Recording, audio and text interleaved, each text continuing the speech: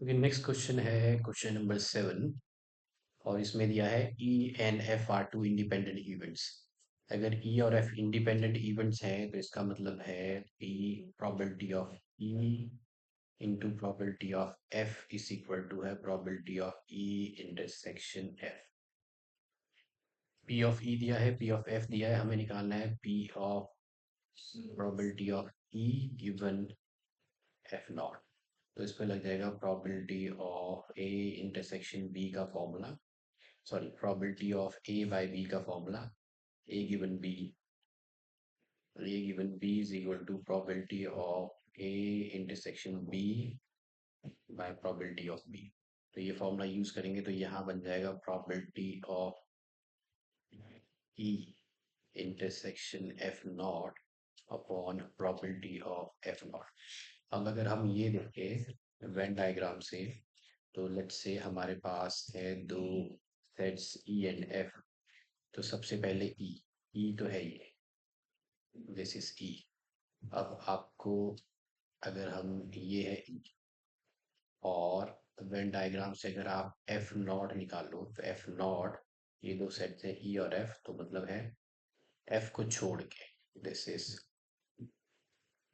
अब इन दोनों में जो कॉमन है, अब इनका निकालना है इंटरसेक्शन। तो अगर हम देखें इन दोनों में जो कॉमन शेडेड रीजन है, जो कॉमन शेडेड रीजन है वो है ये वाला, ये वाले। तो ये है आपका ई intersection F not.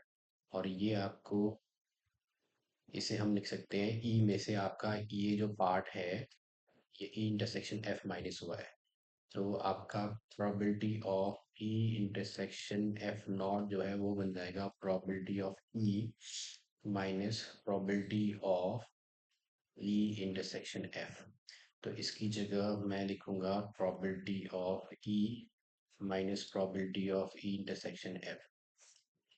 Probability of F not बन जाएगा probability of one minus probability of F. अब इनकी वैल्यू सब्स्टिट्यूट करते हैं। प्रोबेबिलिटी ऑफ ई जो है वो है 2 by minus E intersection F, क्योंकि इंडिपेंडेंट इवेंट्स हैं तो ये आ जाएगा probability of E into probability of F. One minus probability of F है 3/7।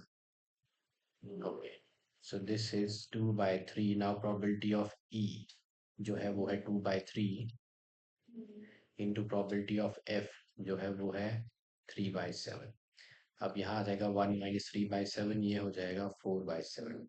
सो this is equal to 2 minus this is 6/21 into ये हो गया 7/4।